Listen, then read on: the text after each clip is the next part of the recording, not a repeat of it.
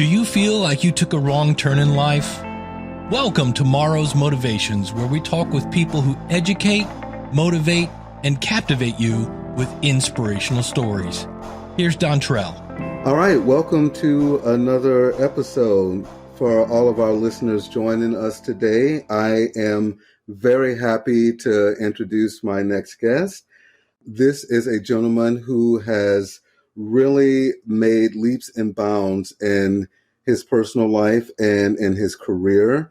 I am proud to have been able to meet him both in our beautiful young stages of life and keep up with him through all of these wonderful things that he's been involved in and doing these last decade or so. But this guest is a statistics professor at Brigham Young University. He is more famously known as our Olympic marathon runner in the Rio 2016 Olympics. And without further ado, I would like to introduce Mr. Jared Ward. Hey, Dontrell, it's so good to be talking with you again, and I'm happy to be on the show. Thank you so much for giving me some of your time, Jared. I know how busy you are with so many different things going on right now in your life. And I wanted to definitely have you on today because I feel like your story is one of truly, if I had to define it, it's truly the American dream. It's something that I know inspires me personally and has inspired a lot of people that we both know mutually and in our community. So first, I'd like you to, if you are willing, to just kind of give the audience a little bit of a background about yourself and where you've come from and what you feel led you to these great opportunities. Well, sure. You know, I tell everyone that I'm living the dream, and I really feel like I am in so many ways. And you know, the interesting thing is, Donnie, everyone has a story. And I found that, you know, you sit down with almost anyone and really listen to their story. And I think we all have things to learn from each other. My story is rooted in having been around people that have rubbed off on me and have impacted me in really profound ways. You know, there's a guy at BYU here named Chad Lewis that wrote a book called Surround Yourself with Greatness. And he kind of made that his motto. And I don't know that was my motto, but I was certainly blessed to just have had so many good people in my life, from coaches and parents and family. You know, and so it's been a blessing to have been working with so many good people for such a long time. But I married my high school sweetheart, Erica, 9 years ago. And we have 4 kids. My oldest is a son. He's 7. And then we have 3 girls, 5, 3, and 10 months old. And so we have a lot of fun and a lot of noise around our house, but they make life fun and kind of keep things in balance. And, you know, traveling and racing or at home training to be ready to compete or doing some of the things I'm involved with at BYU, teaching my class and things, it's nice to be able to go home and to be with those guys. And I think that having that unconditional supporting framework to build everything on has been what's made it worth it. It's a hard question to answer concisely because I feel like I've been blessed in so many ways. You know, I remember talking with a reporter after the Olympic Games in Rio, and the reporter asked me if it was all worth it. We were talking about all the sacrifices my family had made and things like that to train and to move where we needed to go to send me to the Olympics. And my wife and kids didn't come. My wife was 38 weeks pregnant with our third, and so it was just me, and my parents did come out. And I had some good support out there, but I remember thinking, I don't know if it was all worth it. And then I realized it was worth it for some of the things that me and that my family had learned in the process. And so, you know, I've just been grateful to have been with good people through all of the experiences of life, and that I've been able to learn some things that have changed who I am through some of these experiences. Yes, and, you know, knowing you and your family personally, to see how you've grown, I think one of the things that has been a motivation to me is to see how you you just started on a path, and I think it's a traditional path still in our country of education, higher education.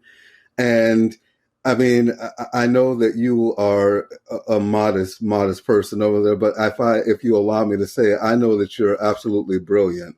I've never seen someone so just gifted with numbers, and how you are able to just put so many things together in that field, in the field of statistics, and I'm sure many other areas. But what specifically led you to what you're doing now? Because becoming an Olympian, I'm sure, was something that may have been more of a surprise to you than to probably anyone else that's been amazed and watching you on that journey. Did you ever see yourself accomplishing this goal in your life?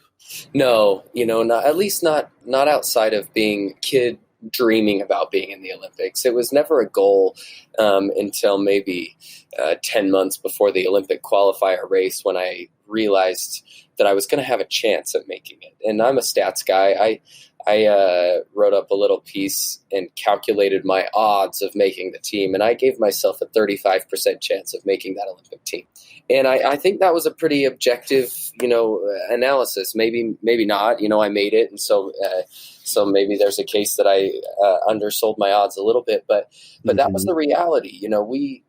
I started studying statistics because I liked it in high school, and I didn't know what to major in college, and the academic advisor kind of helped me realize some things that I had a passion for, and advised me to pursue one of those. And again, it was just someone in my life that kind of pointed me in that direction. But then, when I was getting ready to finish up my college eligibility at BYU, I was encouraged to apply for this master's program and to continue my education while I was still running at BYU. And then I had a year left of this master's program after I had finished my college eligibility. And so it put me in a position to where I could just keep running and racing like I had been in college, but I could do it kind of semi-professionally and test the waters while I was still in school anyways, and doing the same thing that I'd done through all of school, running and studying at the same time.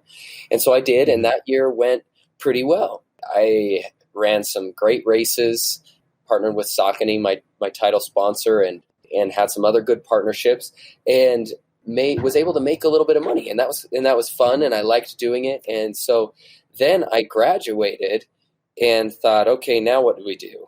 And we had 2 kids, my wife and I, and my plan was to apply to PhD programs and to move somewhere across the country and to continue my education. But the Olympic qualifier race was about 8 or 9 months away. And I also wanted to take that opportunity seriously. I had a chance, right? Maybe it was just a 35% chance, but I thought I have a chance. And so we decided that instead of applying to programs and immediately going into school, I was just going to take a year off. And I was making a little bit of money as a professional athlete, maybe enough to buy diapers and macaroni and cheese, but not, and to keep our rent at our $700 a month apartment here in Provo.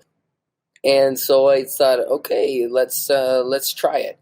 And we kind of went on a limb there, and I thought, okay, I'll run for this year. I'll put it all into the Olympic trials, and then I'll apply to PhD programs, and we'll kind of get back to life. And then the Olympic trials went well, and I made that team. And as I continued to be blessed with incredible opportunities for sponsorship and good races, I've had fantastic timing, Dontrell. I mean, when I look at my running career, I've had my fair share of bad races, but I have had good races at all of the right times. If I needed a good race from a career standpoint to open another door, I had that good race. And so I really think I was blessed to have the successes that I did that kept this door to continue to run professionally open. And it was really right after I graduated, BYU statistics department approached me and said, hey, we're a little shorthanded on faculty. We'd love you to teach a class or two for us. And I jumped at that opportunity because that has been a great way to keep that door open for that passion that I have while I continue to pursue this running career. And I won't be able to run forever. And so someday I fully anticipate kind of moving from this running career into some other career and keeping those doors open. So, I don't know. It's just I think we all have different talents in our lives, and we all have different things that we've been blessed with. And I think a great joy in this life is figuring out what we've been blessed with and then taking those talents and making something of them.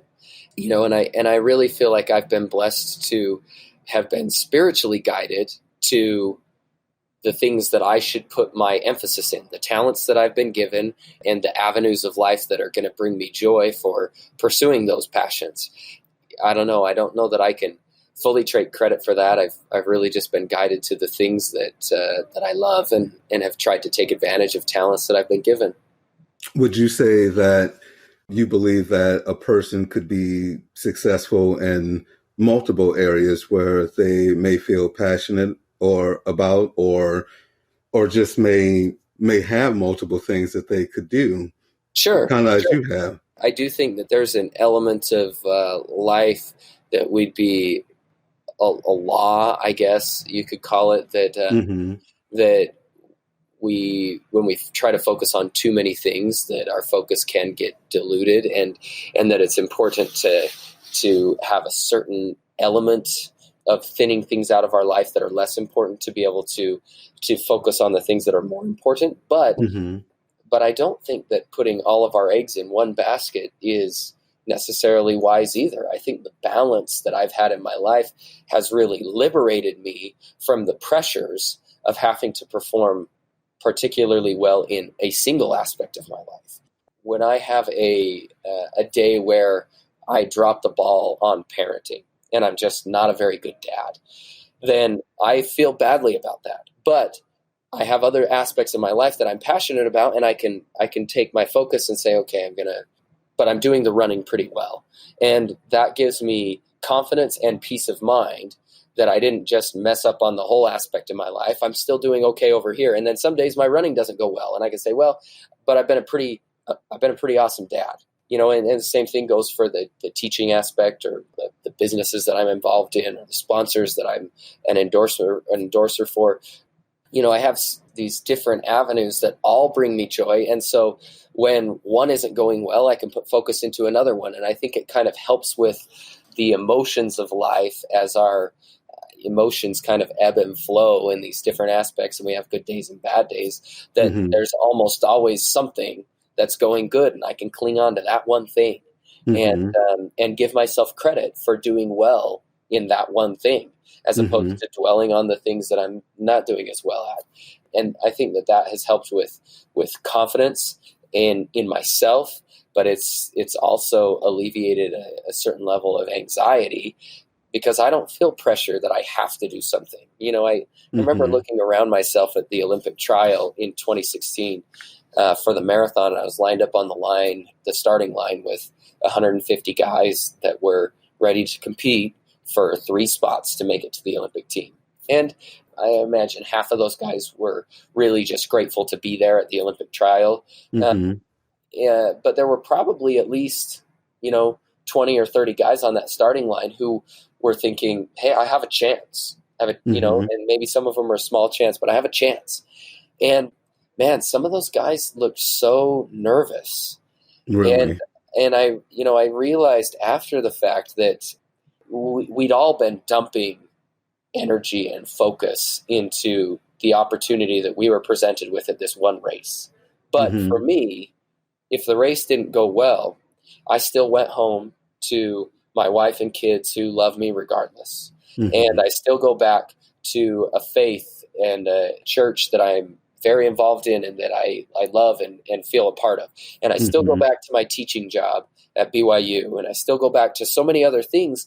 And this race is just a part of my journey. It's not my whole journey. And for some of those guys, this was it. They had dumped their whole last 4 years into preparing for this Olympic qualifier race.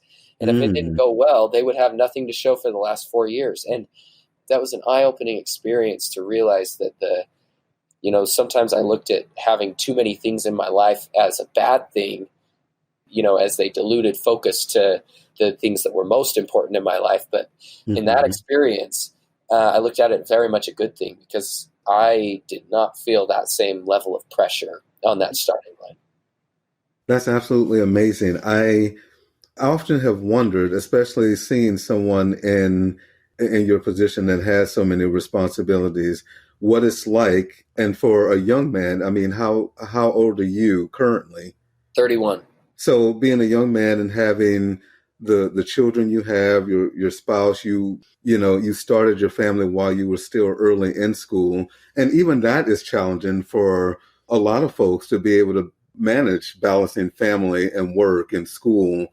And the things that you've done, I think, is just shown that anything is possible and can be done when you have that focus. And obviously, it sounds like you didn't get discouraged, because you said you had made one plan where you thought you would move and, go and pursue teaching and doing that in higher education. But you took that chance. And yes, being that numbers guy, that statistics guy that can give you the exact pretty much calculation of what you would have is awesome. But you still took that chance. I'm just curious, like when things in life come and they can change your circumstance or change what you have planned in any given moment, what would you say would be an important component to keep yourself motivated to get to that next level of what would be or may be in store for your life? How do you check the setbacks? One huge thing is proper motivation. So life takes you in a different way, and you say, okay, this is my trajectory. The first thing you have to ask yourself is, am I really motivated for that? Because, it's easy to sit back at the beginning of a journey and look at where the end might take you. And it's easy to be excited about that and to maybe ignore some of the hurdles that are imminent in that process. Right now I'm starting my training season for the 2020 Olympic trial race. It's 15 weeks away. And I can look at that race and think about all of the fun things that would be a reality if I make that next Olympic team. But if I don't take the time to also recognize that there are going to be some workouts in between now and then that I'm going to think, this isn't very fun. Or maybe I'd rather be doing something else. Or there are going to be times when I'm going to feel so tired in between these things, or thinking, the dieting aspect or the trying to balance, family and faith life while I'm training really hard. And there's going to be some hard things along the way. And if I don't take the time now to consider if I'm really motivated enough to still push me through those hard times, then I might be jumping on a journey that I'm not quite ready for yet. And I think addressing those concerns is something that's important. And I also think that having a resolution that you're doing what you're supposed to be doing. Now, some of us call it, a calling in life. We think of it as a revelatory experience with our Creator, right? Yes. But, and whether that's the case or whether it's something else, the resolution that I get from doing what I feel like God wants me to be doing is a real resolution. If I'm doing what God wants me to be doing, or at least what I think He wants me to be doing, then in the middle of a hard workout, it might still be hard and I might still have to get over that hurdle, but at least I can think, this is what I'm supposed to be doing, so I'm just going to do it. As opposed to in the middle of that hard moment, wondering, am I supposed to be a runner? Or maybe I should just be teaching, and to have that type of confusion in the middle of the hard part of the preparation, that's difficult. That's really hard to overcome. But if you have the resolution, you can do it. And then you just go one piece at a time. The marathon is a great analogy for life. And, we talk about hitting a wall in a marathon. Have you heard that analogy? Yes. The wall, right? And the wall is at mile 18 or 20 or something like that of the 26.2 mile race. And I think we hit a wall because we get to a point in the race where it is hard, but it's hard. And at the same time, we realize there's 8 miles left. And that seems like a lot. We don't talk about a wall at mile 25 because there's only 1 mile left at that point. We're making it to the finish line. We talk about the wall at mile 18 because there's still enough of the race left that we're worried about whether we can make it or not. If the race finished at mile 19, there would be no wall at mile 18, right? We would kick it into the finish. And so Ryan Hall, a famous American marathoner, now retired, wrote a book that's titled Run the Mile You're In. And I think that is an incredibly powerful analogy as it relates to marathon running that when you get to mile 18, you just got to run mile 18. And you got to trust that when you get to mile 19, you'll be able to run mile 19. And if we can just run the mile we're in, a lot of times we can surprise ourselves with where we can get to. And so, also having the awareness that when we start on a journey, that's going to be potentially rewarding at the end, but it's going to be hard in the middle, to figure out if we're motivated enough to get through the hard in the middle portions, but then also recognize that when we get to those portions, to just fight the one battle that we're in and not try to fight all the battles between that one and the finish line. Block out miles 20 through 26 and just work on mile 19. And I think that is what'll get me through the next Olympic training cycle and to the race where I'll have the opportunity to race for a spot on the 2020 Tokyo team. My friend, that is absolutely amazing. I am sitting here literally with chills just with that advice. And I'm so happy for you. I know that as you have put faith and family first in your life, that seems to be your motivation and the things that, and not to mention your hard work along with that and focus, it brings all of these things to pass. And so that the question I had for you and that I was really wanted a champion like you to share with others was, how do you define success? Because it's defined so many different ways in our culture today. But for you individually and how you live by that term, how would you personally define success? I think there's a lot of ways that I could define success as well. But I think one way that I began defining as success as a 14-year-old in junior high school was, as influenced by my dad, was when I go and look at myself in the mirror, how do I feel about the person that I'm looking at? And my dad had me memorize a poem called The Man in the Glass, and that made an impact on me. And so I think that is success, is how can you look at yourself and, are you happy with the product that you have developed? Because it's not accomplishments that really last. It's these products that we're developing, and the product is us. And we continue to develop us as we invest time in other people and friends and family and kids, and we develop those products. But really, the product is what we become ourselves. And if we can look at ourselves and see that product, then I think we've been successful. And, I think sometimes we're too hard on ourselves. My rate of improvement as an athlete was dramatically increased after working with a sports psychologist named Craig Manning at BYU that helped me to better identify the things that I was good at, as opposed to the laundry list of things that I'm not as good as I wanted to be at. And I think sometimes in such a connected world through social media and everything else, it's so easy to compare ourselves to the person who is the best at every little aspect of our lives that we're trying to succeed at, right? Exactly, yes. We don't sometimes give ourselves the credit for the improvements that we're making and the things that we're good at. And Craig Manning I'd finish a race and I would say, well, I didn't achieve my goal. I was 4 seconds short of my goal. And he would say, well, Jared, tell me about things you did well. And I would say, well, my start was well. And the middle of the race went well, and I covered moves well in the race, and I just didn't finish as strong as I wanted. And he would say, well, it sounds like that 95% of the race, you did everything perfectly, and we just need to work on 5% of the race. And Dontrell, that gave me so much more confidence on the next starting line, because instead of thinking, I blew it last time, I hope this race is better, I was thinking, I'm really good at racing. I've just got to finish stronger this time. And giving myself credit for the things that I was good at really, really improved the rate at which I could improve. Instead of reinforcing the things I wanted to be better at and just focusing on those, I was reinforcing the things that I was good at. My confidence was growing every single race. And I think that led to a pattern of success. And so I guess I would define success by how we see ourselves.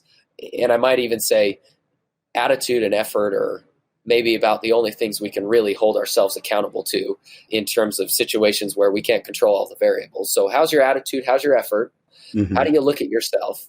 And maybe we can become more successful as we train ourselves to look at the things in life for which we are succeeding in.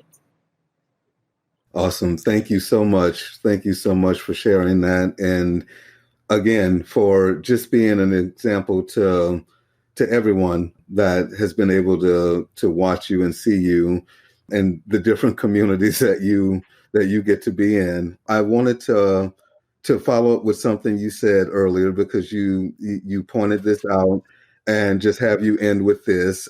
What's next for Jared Ward? You said that obviously there'll come a time when, running will be a thing that is in your past. So what's in your future?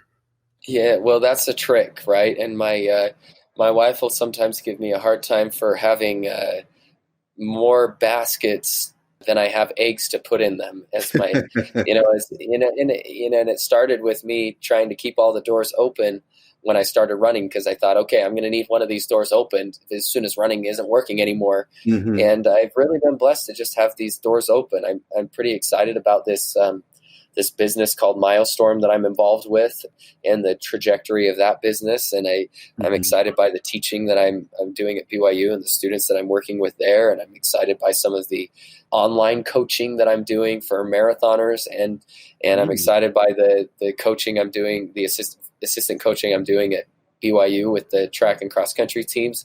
And so there's a lot to be excited about. And at some point I'm going to have to make that decision. But as running has continued to go well, I've continued to put more and more energy into running. And I have a great partnership with my title sponsor, Saucony, for 3 more years that'll take care of me and my family. And I have a great partnership with Honey Stinger for the next 1.5 years. And other partnerships as well that have been fantastic. And so I really am in a great position, and I plan to run for another at least 2 or 3 or 4 years.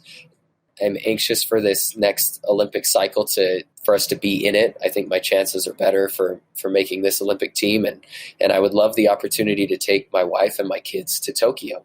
And to let them experience that Olympic spirit that I saw so up close in Rio when I had to leave them at home.